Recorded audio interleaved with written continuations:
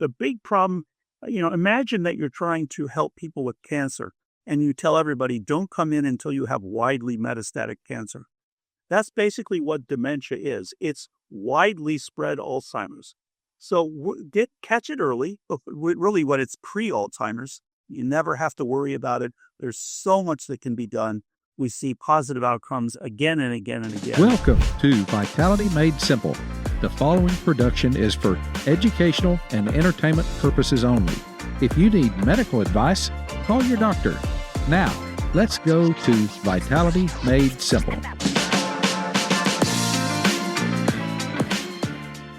Well, it is such an honor to have Dr. Dale Bredesen with us today. Welcome, Dr. Bredesen. Thanks so much, Dr. Ozment. Thank you for having me. Oh, I can't thank you enough. I've been following you for about 20 years when it was the Bredesen protocol. Dr. Bredesen is an internationally recognized expert in neurodegenerative diseases. Importantly, he is curious, he is brave, he is discerning, and he is a purveyor of hope. And as you all know, in the world of degenerative disease, that's pretty rare. And I was so impressed, I've read everything you've written, Dr. Bredesen, and love your new book, The Ageless Brain. Everybody in our life will get this as a gift because we want to get old with the people we love and we want to get to enjoy these relationships. So I kind of want to start in the area of relationships. Your book, of course, is science-y. It's very strategic. It's robust with personal stories, things you have seen in your practice. But I was very touched, Dr. Bredesen, by your tenderness, your relational tenderness. You talked about that nothing in your life would be more fulfilling than to reach 100 with your beautiful and brilliant wife, Ida. And I thought that's the essence of it, right? I mean, yeah. Please expound on relationships. Well, so the big problem, and the reason I wrote the book was we've been studying Alzheimer's, but this is much more than just Alzheimer's. This is about how our brains age. And unfortunately, for so many people, their lifespan, whatever that may be, whether it's 80, 90, 100, what have you, their brain span is shorter so that they may have months or years or even a decade where they're just not all there. We all see it. And in fact, it's so common that people will say, well, you're just getting a little older. Your brain doesn't work the way it used to. And what our research showed is that it doesn't have to be that way. So if you look early, we recommend everyone who's over 35, think about getting evaluated, getting on active prevention of cognitive decline. And virtually everyone can get to be a ripe old age and do very, very well with their cognition. And we see it again and again in people who've had issues or people who have avoided, even though they have a genetic predisposition.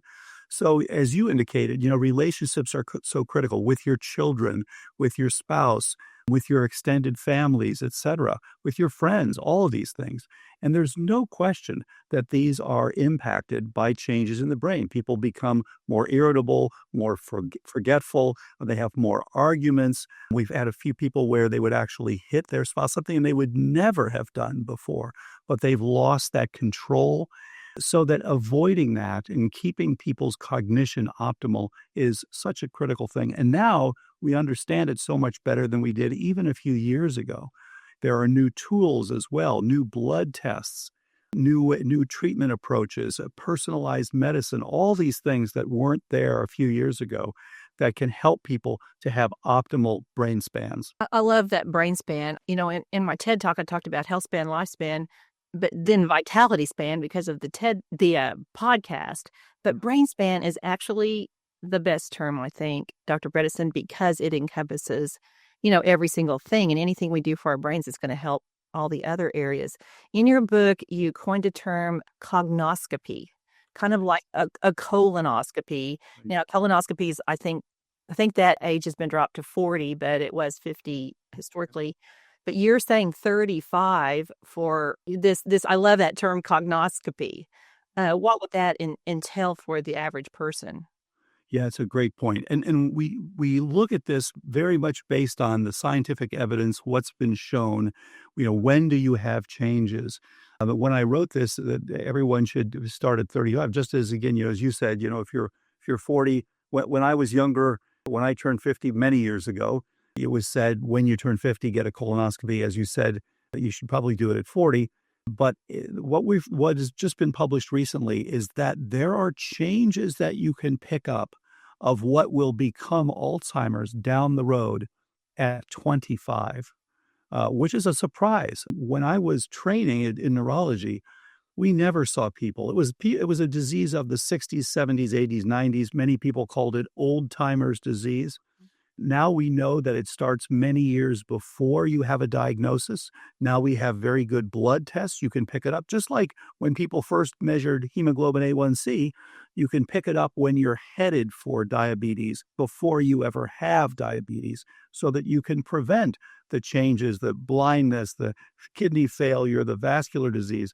The same is now true for cognitive decline. You can pick things up much earlier and make sure that you never have that problem. So as you said, you want to get a cognoscopy, and we recommend basically two pieces. One is you want to know if you have any changes in your brain. And for the first time, and it's just come out in the last months, you can look inside your brain without doing a PET scan or an MRI, just with a blood test, and it measures three different things.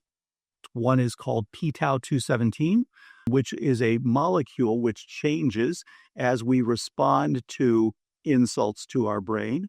And that one will tell you if you're on your way to Alzheimer's in the future. So again, you can do something about it. You don't have to get to the point of having dementia. The second one is called GFAP. That's glial fibrillary acidic protein. And that is one from your astrocytes, which tells you, do you have ongoing inflammation and attempted repair in your brain? And that can be from anything. It can be from Alzheimer's. It can be from a traffic accident. It can be from playing football. It can be from COVID. It can be from lots of things. And then the last one is called NFL, neurofilament light, and that is specifically for neurons, but for any disease that damages the neurons, the specific brain cells that are having the synapses and connecting. So that's really helpful. That's the why. And you can even see that at if you go to Get a Brain Scan, we call this the brain scan, because even though it's a blood test, and I just had mine checked a few months ago, I'm happy to see that it's normal, so I'll check it again. If you're under 60, you want to get it every 5 years. If you're over 60, you want to get it every 2 years, just to make sure, so that you can see things coming. But you don't have to get it very often. And then the second piece is you want to know why. What are your risk factors? And those are called RECODE labs. And there you want to know, do you have any ongoing inflammation, things like HSCRP? Do you have poor methylation with a high homocysteine, for example? Do you have heavy metals that are a problem, that are giving you toxicity? When you look at the things that limit your brain span, they fall into three major groups. It's reduced energetics, so reduced support, reduced blood flow, reduced oxygenation. People who have sleep apnea, huge issue. Reduced mitochondrial function, the batteries of the cell, those sorts of things. And then it's increase in inflammation, things like changes in your oral microbiome, P. gingivalis, T. denticola, the things you are very well aware of. And then it's toxicity, things like mercury and things like air pollution, and even microplastics and things like that have turned out to be an issue. So those are the big three. And so with the cognoscopy, all it is those blood tests, and then you want to do a simple online free cognitive assessment. And you can actually, if you go to My CQ Test, CQ is for cognitive quotient, My CQ Test, you can take a free, it's about a 20-minute or so online cognitive assessment. And then if you have symptoms, or if you are scoring poorly on the test, the third piece is you'll want to have an MRI with volumetrics. So many people don't use the volumetrics, unfortunately, but it's an important thing to do, and you want to include that. But if you don't have symptoms, don't worry, you don't need to do that. That's totally optional. And so that's how simple it is. Not to say it's much more pleasant than having a colonoscopy. Having had both of them, I can tell you that for sure. And so this will tell you a lot and really will save a lot of brains. I hear all the time, I just heard another one yesterday from a guy, very sharp, doing very well, functioning very well, but he had Alzheimer's in his family. So he bothered to check his colonoscopy or his cognoscopy, and he found that there were some abnormalities. So, okay, no, don't worry about it. Like never before, we can address these things. And again, dementia should now be a rare condition. The big problem, imagine that you're trying to help people with cancer and you tell everybody, don't come in until you have widely metastatic cancer. That's basically what dementia is. It's widely spread Alzheimer's. So catch it early. Really, when it's pre-Alzheimer's, you never have to worry about it. There's so much that can be done. We see positive outcomes again and again and again.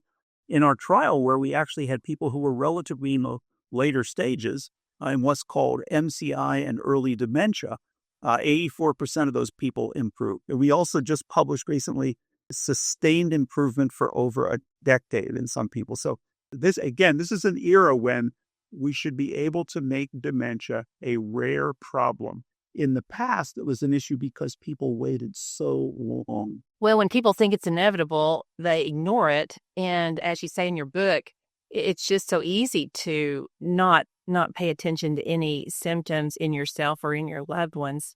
But, as I told you off camera, we have a RECODE certified cardiologist here in Oklahoma. And so I've seen people improve. And there's nothing more exciting for the person when they see themselves improve. But I think, we're still in the dark ages and in too many areas where we say, I don't want to see you till you're sick, or I don't want to, we'll just worry about those symptoms when they, show themselves. Dr. Bredesen, what do you find to be the boogeyman when it comes to what people are generally doing in their life that they don't know how much it's hurting their brains? Such a good point. And I think that the boogeyman is really that we've all grown up in a society where it's standard to eat a high carbohydrate diet, to have some metabolic syndrome. Over 100 million Americans have some degree of metabolic syndrome. That is a big player in cognitive decline. One of the major reasons for cognitive aging. It's typical to grow up and not worry about sleep apnea. Even if you start having problems, then as has been pointed out, about 80% of sleep apnea in this country goes undiagnosed. So that's another big boogeyman. Again, it's common for people not to check their oral DNA. Very simple to do, very, very important. It's common not to worry. In fact, we've been told, don't worry about those dental amalgams just because they've got mercury in them. Well, actually, that can be a problem. It's common to eat fish that are big, long-lived, large-mouthed fish that are full of mercury. Unfortunately, now it's turning out to be common that so many of us have a lot of microplastics. It turns out, unfortunately, they are concentrated in the brain, more so than the kidney, more so than the liver. They have been associated with cognitive decline. It's still not clear what's cause, what's effect, or whether it's both, in fact. But in any case, that is a looming concern. So overall, it's common to have a lifestyle that is high in toxicity, air pollution, mercury, all these things, that is poor in energetics, too much sugar, insulin resistance, inability to be metabolically flexible and to get into ketosis when you need to, leaky gut, all those things. And then to live in a situation where there's chronic inflammation. In fact, that's so common. Aging has been called inflammaging, as you know, because it's such a common player. And so I think where my colleagues and I have gone off the rails for years in the past to say, what is Alzheimer's? Everyone was looking for one solution, silver bullet. Oh, it's about a misfolded protein. It's about amyloid. And it just turns out it's just not that simple. What our research, we spent 30 years in the lab looking at what are the drivers, the molecular drivers of this process. And when you do that, what you see is that ultimately cognitive aging is about a network insufficiency. Not enough blood flow or oxygenation or mitochondrial function, too much inflammation, too much drag, too much toxicity. Those are the big three. And then we do have a more modest three, which are neurotrophins, things that support the brain, hormones, nutrients, BDNF, NGF, things like that. Neurotransmitters, things like acetylcholine, So many Americans are low in their choline intake. You should have about 550 milligrams per day. And for many of us, it's more like 300 or 400. You need that to make the neurotransmitter acetylcholine, which is very important for memory. And then the final one, which really surprised me as a lifelong, academic scientist, someone who never thought that stress was an issue. I can't deny it. The data are very clear. It's not acute stress with resolution. We're kind of made evolutionarily to handle that. It's that chronic stress that so many people are exposed to. It's already been shown that is associated with brain atrophy, and it is also associated with cognitive decline. So those are the big three and the middle three that are the players that are the ones that affect so many of us. And, again, I see it all the time that most people will have several contributors. So they may have some metabolic syndrome, they may have some sleep apnea, they may have some hypertension, they may have some oral microbiome changes and some inflammation overall. They may have a leaky gut. When we address those things, and the great news is we have the ability to address every single one of these things. When you address those things, people get better.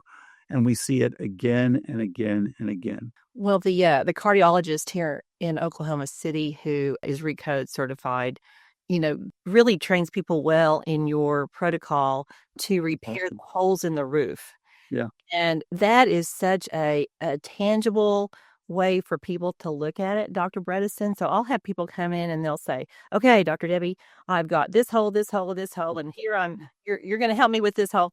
And so just expand on that excellent analogy because it gives people a word picture and it also is so empowering, which folks, this book is going to give you hope. It is going to give you a place to start. It's going to give you encouragement. And I think seeing it as, okay, we're going to work on this next. Yeah, it's a great point. So years ago, we were looking at the molecules. We were looking at the APP that gives you the amyloid, and we were looking at P75 and NF-kappa B and DCC, all these molecules, very interesting. And what we found is that pattern was that this is, as I said earlier, a network insufficiency. And so we thought, okay, let's look at all the things that say, because we were trying to develop a drug years ago. And actually, we identified some that had impact in some areas. But what we found is there are too many. It's a bit of a problem where what's happening is that you've got all these different pathways to impact this, what ultimately is cognitive decline. And so therefore, first of all, I sat down and wrote out, okay, every single one of these mechanisms, and it turned out there were 36. So I said, okay, this is a little bit like having 36 holes in the roof.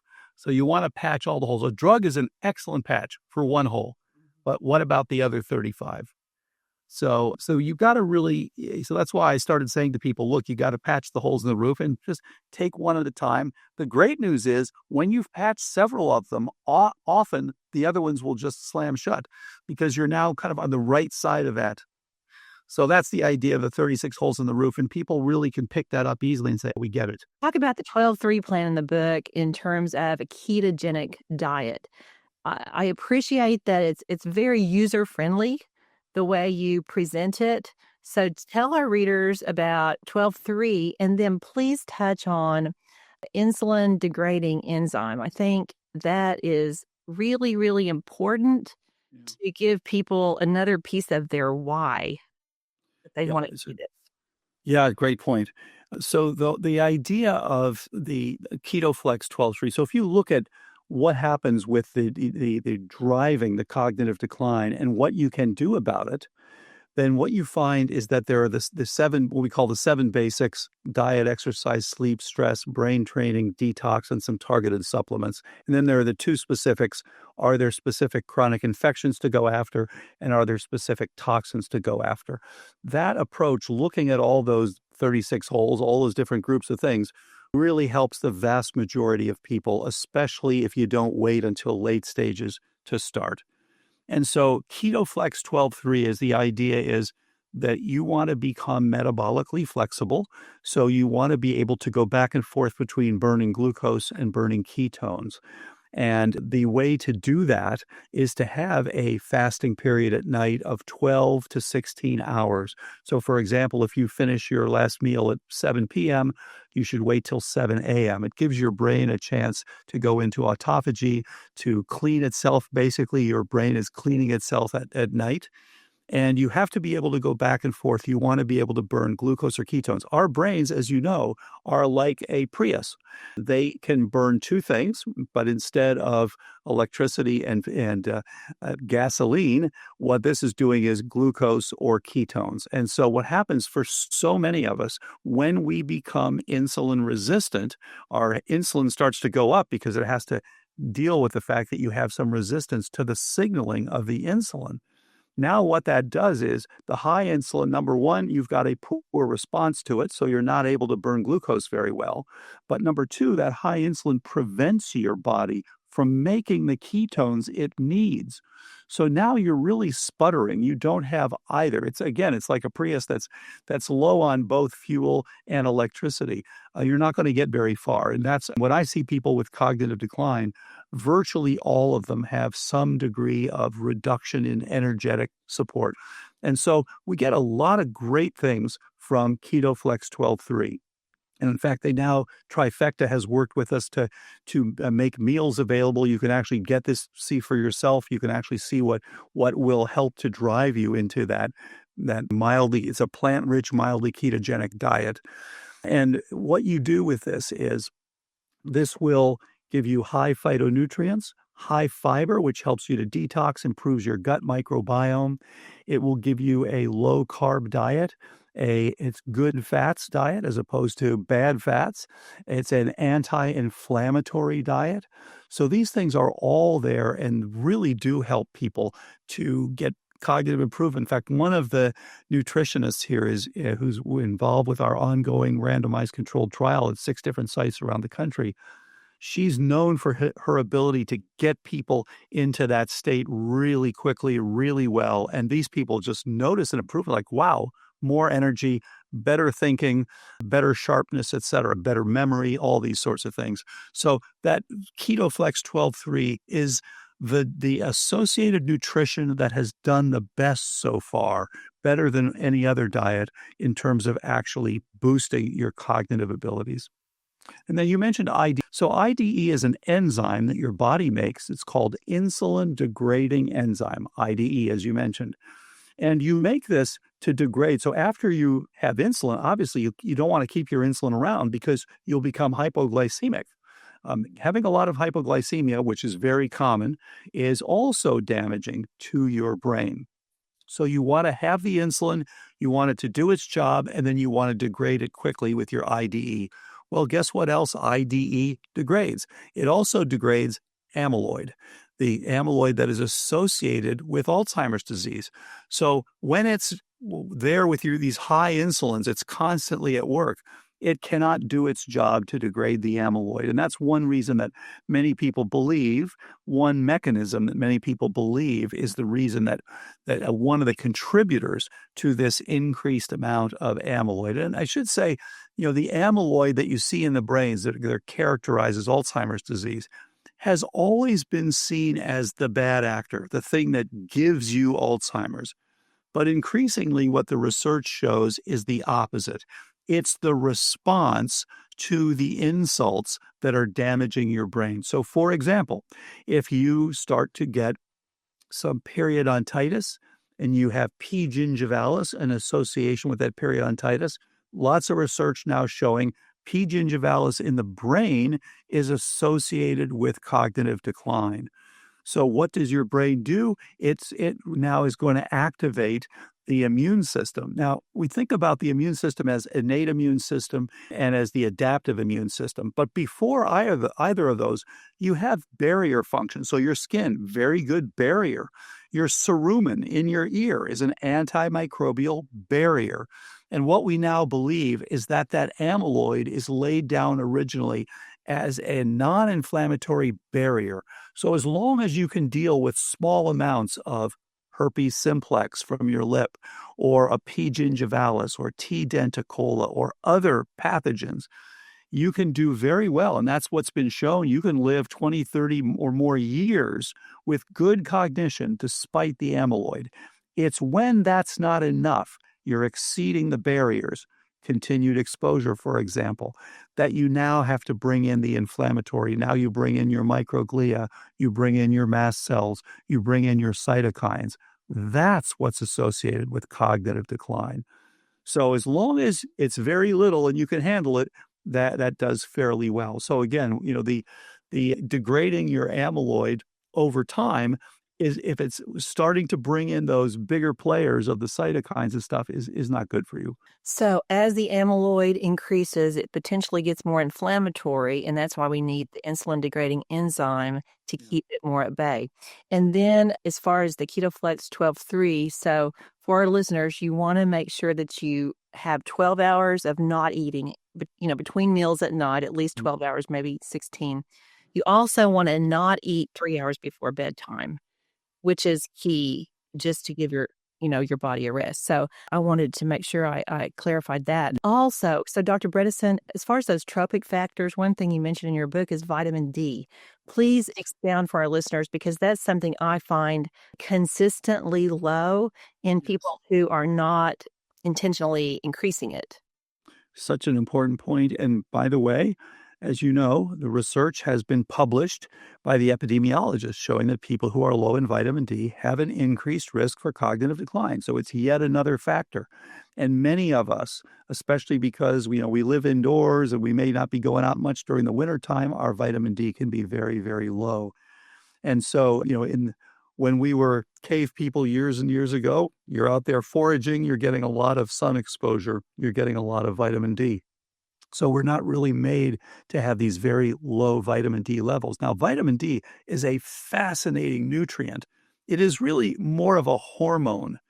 It binds to the vitamin D receptor. It's a little bit like estradiol or thyroid. It binds to a receptor, which then enters the nucleus of your cell and impacts about 700 different genes. So it's literally changing the programming of your cells. And interestingly, it's changing it to reduce inflammation, to reduce likelihood of cardiovascular disease, to increase brain connection. So your connectivity goes up with this. So it really has a remarkable impact on cellular function, not just on your bones, but on other things as well, including cognition. And for anyone taking 1,000 units or more per day, you should also make sure to take some vitamin K2, 100 micrograms. You don't need very much at all. So I usually just get the combination. You can get D with K2, easy, and that works very well for most people. It sure does. Vitamin D was the first area that got me interested in the whole integrative medicine field, Dr. Bredesen, probably 25, 30 years ago, when a patient just had these spongy, weird gums and she was doing all her home care, but it ended up that her vitamin D was in the tank. And she had an astute physician who figured that out. So it really impacts periodontal health. You're the first physician that I ever heard speak about Porphyromonas gingivalis. I think it was probably that 2012 study that was so key with those 20 different cadavers or, postmortem brains. And so I really thank you for that. In my current clinical practice and research, I see that Fusobacterium nucleatum, which is a less, we just sort of have, I blew it off for years, not thinking it was that big of a deal.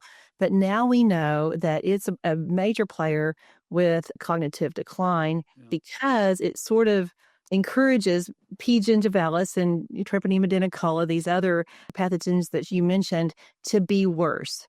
What are you finding in your current research in that area?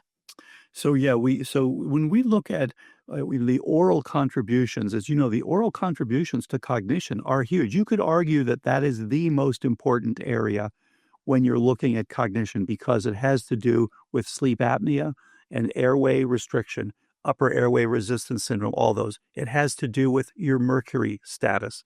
It has to do with your microbiome status. It has to do with your ongoing inflammation status.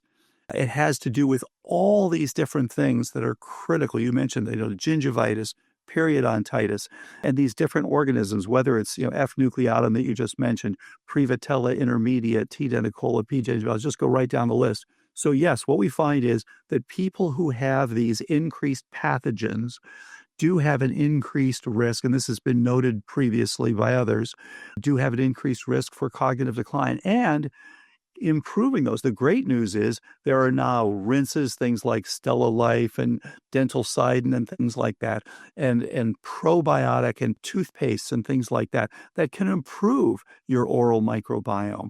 And the big surprise to me was the research on the brain microbiome itself.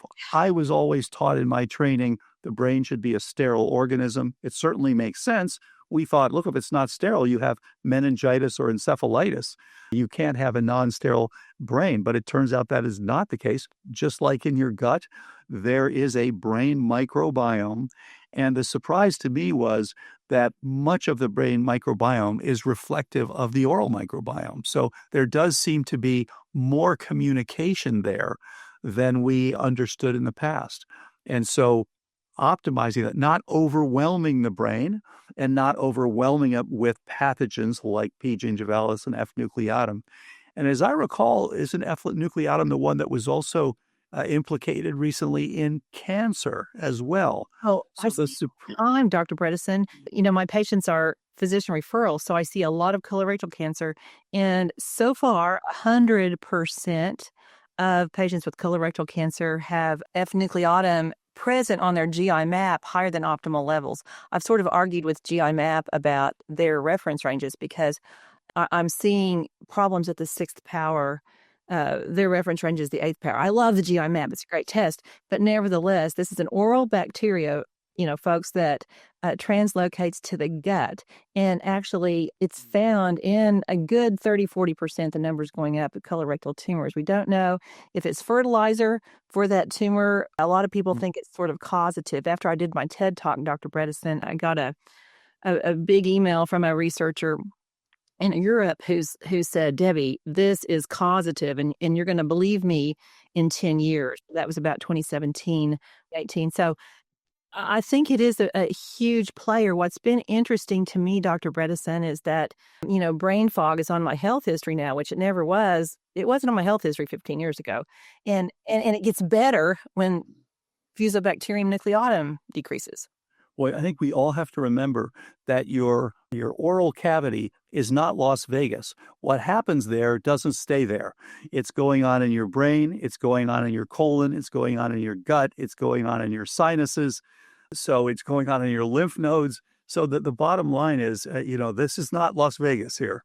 There's a systemic relationship between the mouth. And I think people, we've got doctors and dentists that are so separate, and really they need to be working together much more because these things are impacting each other. One of the things we found in our clinical trial is that a number of people on cone beam analysis had occult abscesses that wouldn't have been picked up otherwise, that were causing clear inflammation and impacting their cognition. So treating those was very helpful. So again, the relationship is very important. Yes, we see it all the time. And oh my goodness, my just anecdotal stories of my patients who call me and say, Debbie, I'm back. I can drive again. Debbie, my brain fog is gone. My sinus infections are gone. I'm pooping every day. I mean, it's crazy, Dr. Bredesen. Yeah. Just the simple things, that's one of your holes in the roof. And you've been paying attention to this for years. And I sincerely thank you for that, because I remember when I first read about you and what you were doing, because you're odd. You're very odd. And I say that with the highest respect, because we need more odd doctors who are willing to ask questions and who are willing to get outside status quo. I wondered what you might see clinically or just with what people report in terms of constipation, diarrhea, gastrointestinal issues, as in terms of memory loss. I guess I want to preface this with, too many people think that constipation is normal. And They don't need to be having a bowel movement every day. So speak to this because I want our listeners to hear the truth. Yeah. And let me just say something about being odd. So, I spent my whole career as a professor in an academic center. I went through Caltech, MIT, Harvard, Duke, UCSF, all these places to be trained. So I had a very classical career.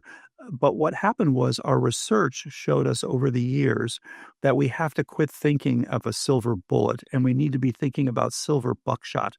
I mean, no surprise, the human brain is complicated. So you've got all these things working together. And so you've got to look at the different ones. If you're going to get that whole system to work well for your entire life, you can't ignore these various things.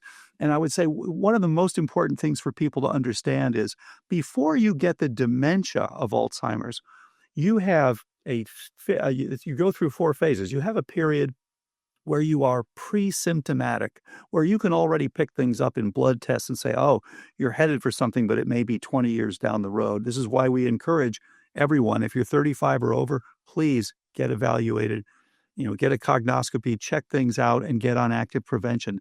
Very few people ever need to get dementia. If you don't do anything, you go into the second phase, which is called SCI, subjective cognitive impairment.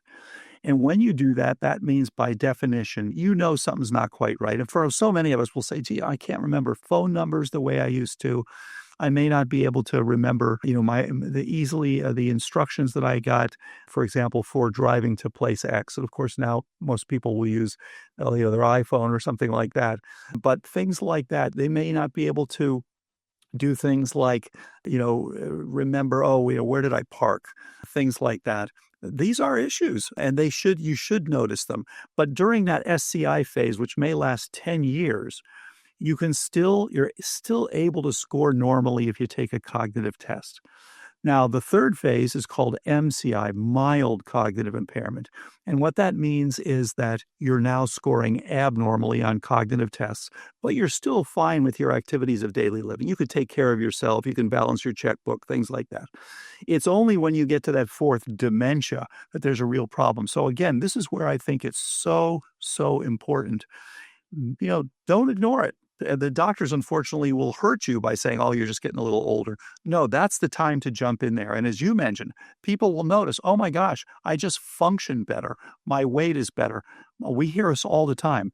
I no longer need antihypertensives. Yeah. I no longer need metformin for my high blood sugar. I no longer need a statin. My lipid numbers are better because you are now doing the right set of things. And we had one person, as you mentioned, the gut. This is one of the most common contributors, and people don't look at that enough. One person that I got approached by several years ago, very famous celebrity who was having a number of things and found out her genetics were not good for the potential and said, I'm not having problems yet, but I'm concerned about this. One of the many things that was identified was her magnesium was low. And so just optimizing the magnesium, because she had constipation for many years, a 20-year problem gone. So these things, people don't realize, that as we're in our 20s, 30s, 40s, 50s, things are not quite working optimally. And just addressing these basics really, really helps people. And as you mentioned, you'll hear this all the time. Wow, I'm sharper than I've been. I've got more energy. I hear this all the time. People say they're more engaged with the family. They're more energetic. They just can go and go and go. Dr. Anne Hathaway, who's one of the doctors in the trial, did a fantastic job. She had one guy who had, he had MCI, significant cognitive issues. He did great, but he got his ketones so high that he was saying, I'm so revved up and like able to do everything that I don't want to go to sleep at night. So then you can dial down a little bit on that. Obviously you want to go back and forth. One of the things that was really intriguing to me on the scientific side is that what we found is just like you go sleep, wakefulness, sleep, wakefulness. And this impacts your hormones, and it impacts your breathing, and it impacts your temperature, all these things as you go back and forth between sleep and wakefulness. So you have two modes. Each one is very good at one thing, but you're not going to do well on a test when you're sleeping. But when you're awake, you're not going to do well at healing things the way you do and detoxing the way you do when you're asleep.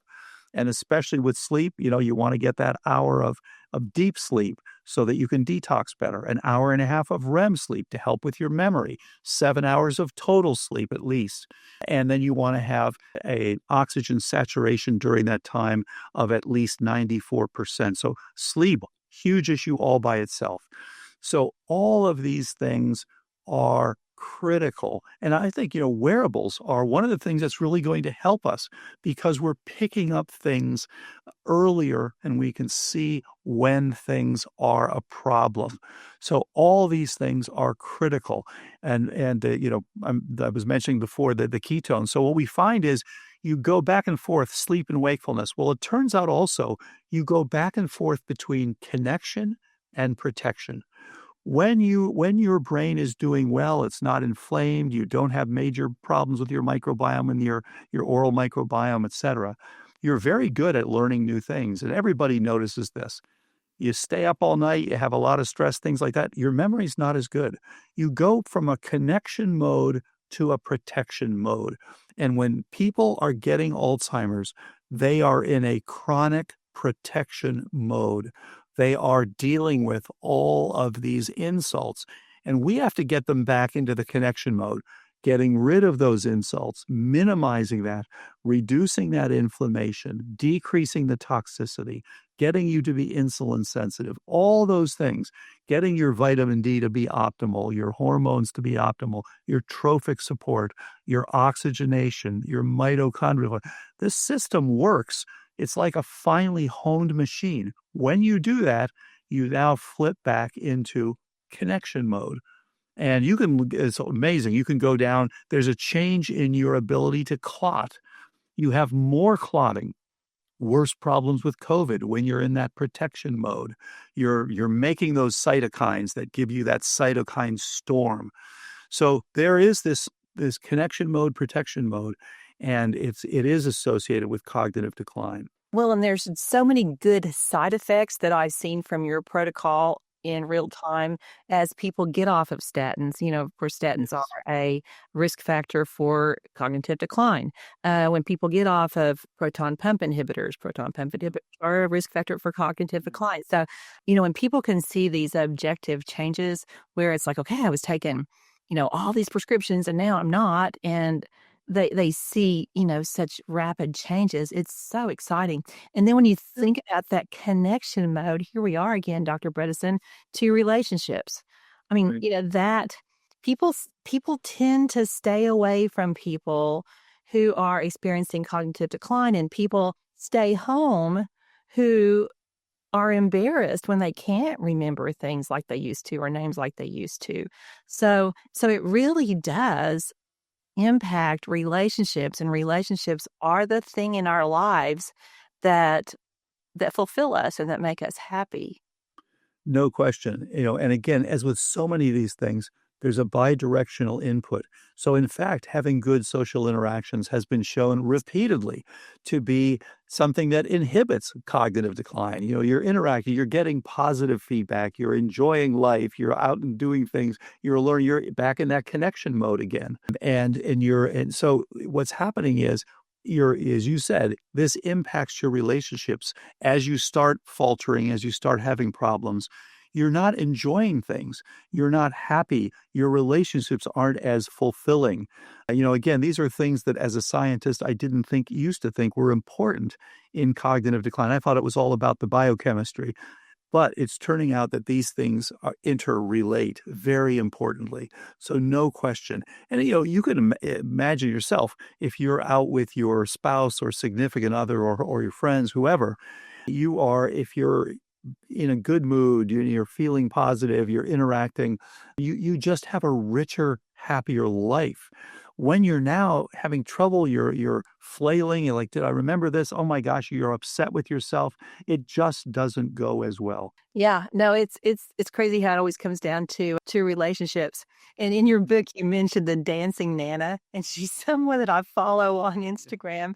Oh, Really? Oh, she is so hilarious because I read about her, and I would tell you listeners, look for the dancing Nana. She's 100. She had a birthday in March, 102, and I think her name's Shirley, and she is a tap dancer, and she is, you can see it on her face, and she's just having so much fun, and one thing you bring out so well in your book, Dr. Bredesen, I mean, you bring out a million things great, but that people can learn new things no matter how old they are. Like, never think you're too old. right. And Professor Mike Mersnick, one of my influences, fantastic professor from UCSF, and he is the father of brain training. And he studied for many, many years what happens to the brain when you're learning, what happens when you experience things. And he's the one who really pointed out years ago that this old idea of you learn things, you can't teach an old dog new tricks, that is not correct. Now, that's not to say that you don't learn. Yes, you're learning voluminous stuff when you're very, very young. That's why it's easier to learn a new language when you're 3 or 4 than when you're 93. We get that. But his point was you definitely still have neuroplasticity throughout your life. And again, this is what the Ageless Brain, the book, is all about. You can optimize that neuroplasticity throughout your life by making sure you're doing the right things and making sure you're insulin sensitive and you don't have ongoing inflammation. So absolutely. And as you said, it's the tap dancing, it's ping pong, it's ballroom dancing, it's getting out and trying something new, riding your bike, playing some tennis, whatever you like to do is really helpful for your neuroplasticity. Well, and, one of my favorite dead guys is Donald Hebb, the Hebbian neurons that fire together, wire together. So I think it's really important, Dr. Bredesen, for people to tell themselves, I can learn something new. I'm almost 67 years old. Oh, well, I love being 60. I love being this age. I can learn new things, and I'm going to learn this and not tell themselves the wrong thing. I'm just old. It's just normal that I can't remember, fill in the blank. No, I tell my patients, I make them sit in front of the mirror and tell themselves the truth, and I think that's key. Yeah, and I'm just turning 73. And I'm still interested. New things are happening. We're seeing things we've never seen before. I just was talking to Stephen Gundry recently on his podcast and went down and visited him in Southern California. And Stephen said, he's a little younger than I am, but he said that the reason he keeps doing this, he's got a very busy schedule, 7 days a week. He said, but things that he would have considered miracles 25 years ago, things like reversing cardiovascular disease, reversing cognitive loss, reversing autoimmunity. He said, things that he would have considered miracles. He said he's seeing these on a daily basis now.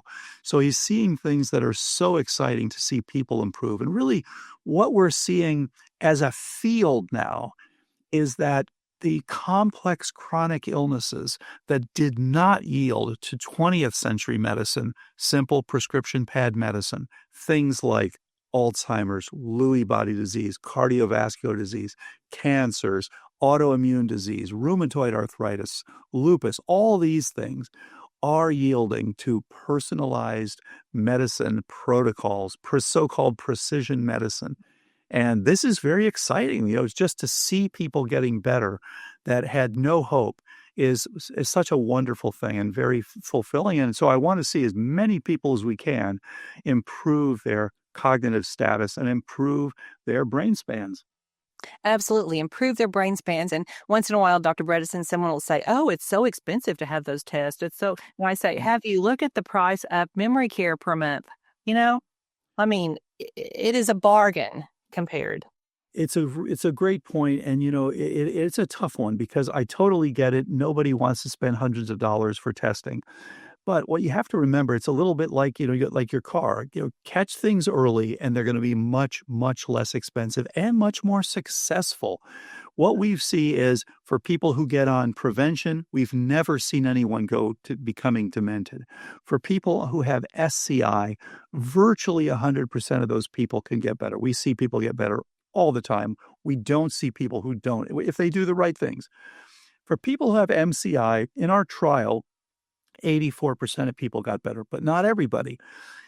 Out in the community, we've evaluated the outcomes, and about 50% of the people get better. Of course, in the trial, people were really right on it, doing everything all the time, so they had better results than standard of care in the community.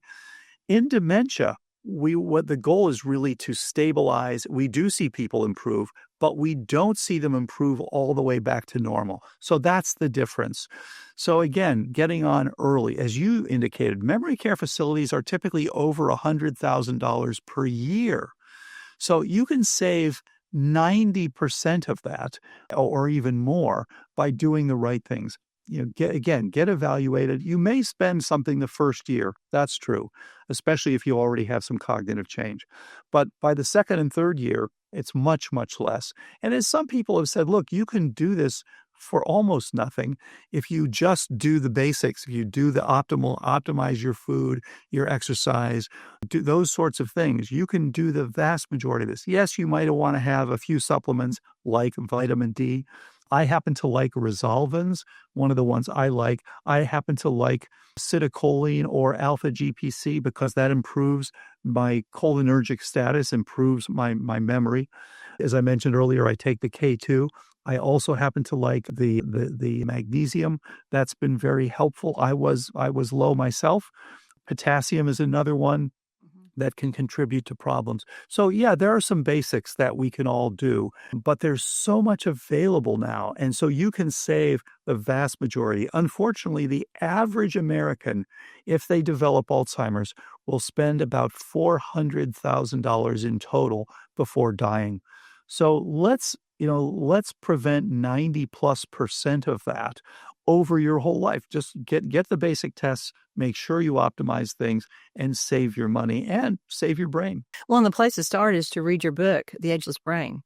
I mean, it's fantastic. It's absolutely fantastic. I probably drained a pen writing in it, because writing in margins and stuff, Dr. Bredesen. Well, thank you so much. I know you've got a busy schedule, and thank you, listeners. Share this with people that you love, that you want to stay in relationship with. Vitality Made Simple is now in 140 countries, and I think we're in over 5,500 cities, and that's because you're sharing.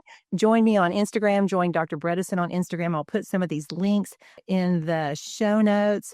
And it is just a joy to be with you, Dr. Bredesen, and it is a joy to have this podcast and have our listeners learn from you. And I can't thank you enough for your time. You're someone I have respected so highly for over 2 decades. Thanks so much, Dr. Ozment. Great to talk to you, and thank you for the great work you're doing. My pleasure. Blessings until next time. Thanks for joining us on Vitality Made Simple podcast. Be sure to visit drdebbieozment.com for our courses and resources designed to help you feel better, look better, and enjoy better relationships. Please remember to like, subscribe, and share. Thanks for joining us.